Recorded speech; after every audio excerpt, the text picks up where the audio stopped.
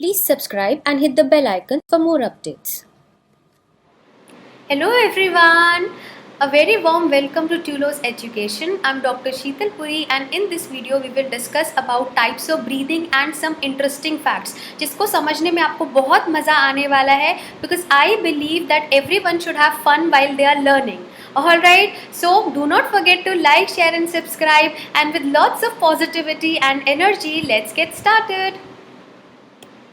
Okay so आज हम क्या क्या डिस्कस करने वाले हैं, हम देखेंगे टाइप्स ऑफ ब्रीदिंग, फिर हम डिस्कस करेंगे सम इंटरेस्टिंग फैक्ट्स जो कि है hiccups, yawning, herring Breuer inflation reflex and at last respiratory groups, जो कि हम एक डायग्राम की मदद से समझने वाले हैं। एंड इस वीडियो के लास्ट में हम एक नीट का ऑल इंडिया पीएमटी 2011 का एक क्वेश्चन देखेंगे जो कि बहुत अच्छा सा क्वेश्चन है।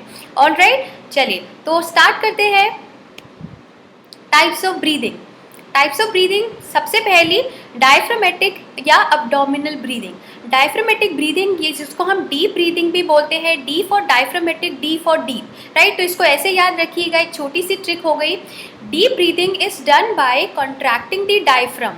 इसको सबसे ज़्यादा एफिशिएंट ब्रीदिंग माना जाता है, सबसे ज़्यादा एफिशिएंट होती है ये गैसेस एक्सचेंज के लिए, क्योंकि हम क्या कर रहे हैं, डायफ्राम को कॉन्ट्रैक्ट कर रहे हैं। और जो सबसे मोस्ट इंपॉर्टेंट मसल है रेस्पिरेशन के लिए, हमने डिस्कस किया था 75 to 80% ऑफ द एयर जो हमारे लंग्स में एंटर कर रही है वो डायफ्राम की कॉन्ट्रैक्शन की मदद से ही कर रही है। इसलिए ये क्या है, इसको हम ब्रीदिंग एट रेस्ट यानी कि यूपनिया भी बोलते हैं, और साइंटिफिकली सबसे ज़्यादा एफिशिएंट होती है ये वाली ब्रीदिंग। और ये नेचुरल और रिलैक्स फॉर्म ऑफ ब्रीदिंग होती है इन ऑल मैमल्स। ये बहुत बेनिफिशियल होती है क्योंकि ये क्या करती है, स्लो करती है हार्ट बीट को, राइट, और लोअर करती है और स्टेबलाइज करती है ब्लड प्रेशर को। आप में से अगर कुछ लोगों ने योगा क्लासेस अटेंड करी हैं तो उसमें वो क्या बोलते हैं, डीप ब्रीदिंग कीजिए, गहरी सांस लीजिए ताकि आप रिलैक्स हो पाए, क्योंकि ये वाली ब्रीदिंग एक्चुअली बहुत बेनिफिशियल है, जिसको हम यूपनिया भी बोलते हैं, क्वाइट ब्रीदिंग भी बोलते हैं। ओके, चलिए। सो इस ब्रीदिंग को हम अब्डोमिनल ब्रीदिंग क्यों बोल रहे हैं, इस ब्रीदिंग को हम अब्डोमिनल ब्रीदिंग क्यों बोलते हैं, क्योंकि जब हम नॉर्मली ब्रीथ करते हैं, आप नोट भी कीजिए कि उस वक्त में क्या होता है, हमारी बेली यानी कि हमारा अब्डोमिनल रीजन वो बाहर आ जाता है, राइट, बाहर आ जाता है, क्योंकि जैसे ही डायफ्राम वो डाउन मूव करता है, डायफ्राम नीचे की तरफ मूव करता है, तो क्या करेगा, it pushes the abdominal contents down, जिसकी वजह से क्या होता है, it forces the abdominal wall out. अगर आप नोट करेंगे तो जब हम ब्रीथ करते हैं एट रेस्ट, नॉर्मली ब्रीथ करते हैं, तो हमारा बेली रीजन यानी कि अब्डोमिनल रीजन भी बाहर आ जाता है, जिसको हम नॉर्मल ब्रीदिंग बोलते हैं। ओके, और when we are breathing out, diaphragm relaxes and the air passes out of the lungs at the abdominal wall flat, it comes to its natural position. तो आप रिलेट कर पाए कि इसको अब्डोमिनल ब्रीदिंग क्यों बोलेंगे। चलिए, दूसरी टाइप की ब्रीदिंग है थोरैसिक ब्रीदिंग यानी कि चेस्ट ब्रीदिंग, जिसको हम कोस्टल ब्रीदिंग भी बोलते हैं। कोस्टल का मतलब क्या है, कोस्टा, कोस्टा रिलेटेड होता है रिब्स से, और रिब्स कहाँ प्रेजेंट है, चेस्ट में, इसीलिए तीनों नाम थोरैसिक, चेस्ट और costal breathing. Okay, so this type of breathing is characterized by an upward and outward movement of the chest. ये दोनों ब्रीदिंग को हम एक एनिमेशन की मदद से कंपेयर भी करने वाले हैं, डोंट एट ऑल वरी, हम दोनों को कंपेयर भी करने वाले हैं।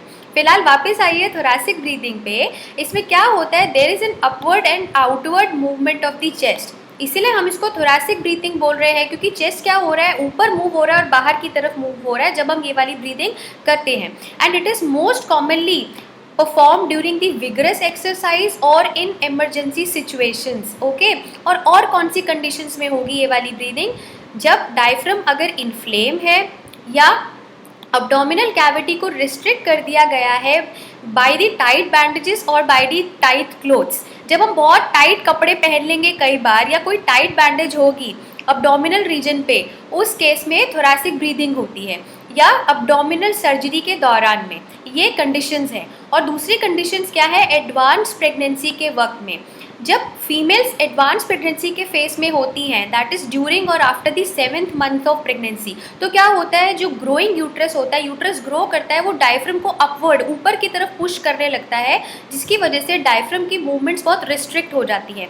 इसीलिए ऐसी फीमेल्स जो एडवांस प्रेगनेंसी में होती है वो थोरैसिकली ब्रीथ करती है, चेस्ट ब्रीदिंग करती है।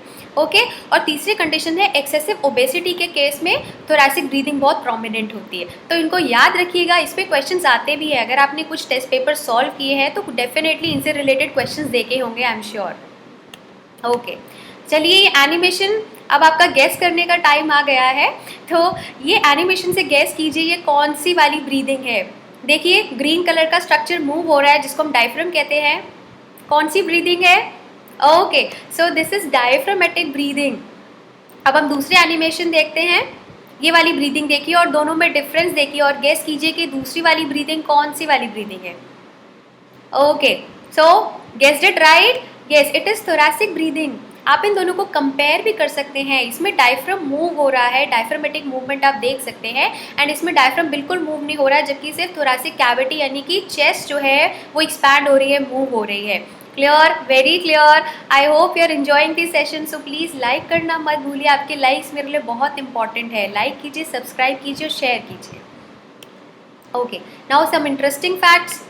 यॉर्निंग, अब ये तो सबको पता है, बहुत अच्छे से पता है यॉर्निंग क्या होती है। कोई बोरिंग क्लास चल रही है, कोई बोरिंग लेक्चर चल रहा है तो यॉर्न करते हैं। I hope you are not yawning in this session. Okay, आप बिल्कुल यॉर्न नहीं कर रहे होंगे इस सेशन में। I really hope that.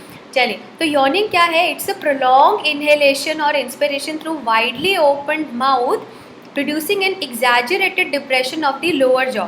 Everybody knows about it. किससे स्टिमुलेट होता है? कभी ड्राउजीनेस हो रही है, नींद आ रही है, या ज़्यादा थक गए हैं तो उसकी वजह से स्टिमुलेट होती है यॉर्निंग। और एक इम्पॉर्टेंट बात, लो ऑक्सीजन टेंशन, कभी हम भाग कर आए या ज़्यादा काम कर लिया, ज़्यादा थक गए तो क्या होगा, ऑक्सीजन टेंशन जो है वो ब्लड में लो हो जाएगी, कम हो जाएगी, और उसकी पूर्ति करने के लिए ज़्यादा हवा को अंदर लेने के लिए हम यॉर्न करते हैं ताकि ज़्यादा हवा अंदर जा पाए, right, because there is low oxygen tension in the blood. Second, hiccups, हिचकी आना, लेमन टर्म्स में हम बोलते हैं, right. So it is spasmodic contraction. Spasmodic means occurring suddenly and in a very short interval of time. अचानक होना और बहुत कम समय में होना, इसको स्पास्मोडिक बोलते हैं। So it is spasmodic contraction of diaphragm followed by spasmodic closure of the vocal cords. Vocal cords भी अचानक से बंद होगी डायफ्राम की कॉन्ट्रैक्शन के साथ साथ, जिसकी वजह से एक शार्प साउंड प्रोड्यूस होगी, इंस्पायरेटरी साउंड कॉल्ड हिक। स्टिमुलस क्या होता है? देखिए, कुछ लोग कहते हैं कि हिचकी आ रही है तो कोई आपको याद कर रहा है। देखिए, ऐसा बिल्कुल नहीं है। इसका रीज़न है irritation of the sensory nerve endings of digestive tract. अगर डाइजेस्टिव ट्रैक्ट की एंडिंग्स जो है, सेंसरी नर्व एंडिंग्स, कुछ वजहों से, कुछ कारणों से अगर इरिटेट होती है तो हिकअप्स होते हैं, हिचकी आती है। कारण देखते हैं, सम कॉमन कॉजेज क्या है। ईटिंग टू मच और टू क्विकली, फीलिंग नर्वस और एक्साइटेड, कभी कार्बोनेटेड बेवरेजेस ज़्यादा पी लिया, ज़्यादा अल्कोहल कंजम्पशन हो गया स्ट्रेस की वजह से, या कभी सडन चेंज हुआ टेम्परेचर में, उसकी वजह से भी आती है। और कभी अगर हमने एयर स्वैलो कर ली वाइल सकिंग ऑन कैंडी और च्युइंगम, तो इन सारे कारणों की वजह से हिकअप्स शॉर्ट टर्म में, छोटी जो हिकअप्स आती है वो आती हैं छोटे समय के लिए। ओके, अब अगर लॉन्ग टर्म के लिए हिकअप्स आ रही है तो इसका मतलब क्या है? डैमेज या irritation of the vagus nerves और फ्रेनिक नर्व। ये दोनों की दोनों नर्व्स क्या करती है? डायफ्राम मसल को सप्लाई करती है, इनरवेट करती हैं। अगर ये इरिटेट होती है, ये वाली नर्व्स अगर इरिटेट हो रही है तो उसकी वजह से लॉन्ग टर्म हिकअप्स जो है वो डेवलप होती हैं। Okay, very clear. चलिए, थर्ड वाला हम डिस्कस करेंगे, herring Breuer inflation reflex. Herring Breuer inflation reflex क्या करता है? ये ओवर स्ट्रेचिंग ऑफ लंग्स को बचाता है, लंग्स को ओवर स्ट्रेच होने से बचाता है ये वाला रिफ्लेक्स। सो प्रोटेक्टिव रिफ्लेक्स है ये एक प्रोटेक्टिव रिफ्लेक्स है। कैसे? देखिए, कुछ पल्मोनरी स्ट्रेच रिसेप्टर्स प्रेजेंट होते हैं। पल्मोनरी मीन्स लंग्स, तो लंग्स में कुछ स्ट्रेच रिसेप्टर्स प्रेजेंट होते हैं ब्रोंकाई और ब्रोंक्यूल्स की वॉल्स में, राइट। तो जब लंग्स एक्सपैंड करेंगे या ओवर स्ट्रेच होंगे तो क्या होता है? ये वाले स्ट्रेच रिसेप्टर्स ये स्टिमुलेट करते हैं, एक्शन पोटेंशियल्स भेजते हैं इंस्पायरेटरी एरिया जो मेडुला में प्रेजेंट है, और दूसरा सेंटर एक एपन्यूस्टिक सेंटर जो पॉन्स में प्रेजेंट है। इन दोनों सेंटर्स को ये एक्शन पोटेंशियल भेजेंगे वाया वेगस नर्व। एपन्यूसिस का मतलब क्या है? एपन्यूसिस का मतलब होता है प्रोलॉन्ग्ड इनहेलेशन। जब इनहेलेशन प्रोलॉन्ग हो जाती है, बढ़ जाती है। ओके, तो जब ये वाले दोनों सेंटर्स को एक्शन पोटेंशियल मिलेगा, स्टिमुलेशन मिलेगा, तो क्या होगा कि ये इंस्पायरेटरी एरिया जो है वो डायरेक्टली इनहिबिट हो जाएगा, राइट। इंस्पायरेशन नहीं कर पाएगा, इंस्पायरेटरी एरिया डायरेक्टली इनहिबिट हो गया, और एपन्यूसिक सेंटर वो क्या करेगा, वो इनहिबिट हो जाएगा और इंस्पायरेटरी एरिया को एक्टिवेट नहीं कर पाएगा। एपनिस्टिक सेंटर असल में इंस्पायरेटरी एरिया को एक्टिवेट करता है इंस्पायरेशन करने के लिए, प्रोलॉन्ग करने के लिए इंस्पायरेशन को। ऑलराइट, तो उसकी वजह से क्या होगा, इंस्पायरेशन इनहिबिट हो जाएगी और एक्सपायरेशन स्टार्ट हो जाएगी, तो ओवर स्ट्रेचिंग लंग्स की प्रिवेंट हो जाएगी। ओके, अब इस डायग्राम से हम देखेंगे रेस्पिरेटरी ग्रुप्स। देखिए मेडुला, ये ब्रेन है, मेडुला रीजन को हम देख रहे हैं। मेडुला में दो ग्रुप्स प्रेजेंट है, वेंट्रल रेस्पिरेटरी ग्रुप VRG और dorsal respiratory group, this is DRG। Dorsal and ventral दो रेस्पिरेटरी ग्रुप्स प्रेजेंट हैं।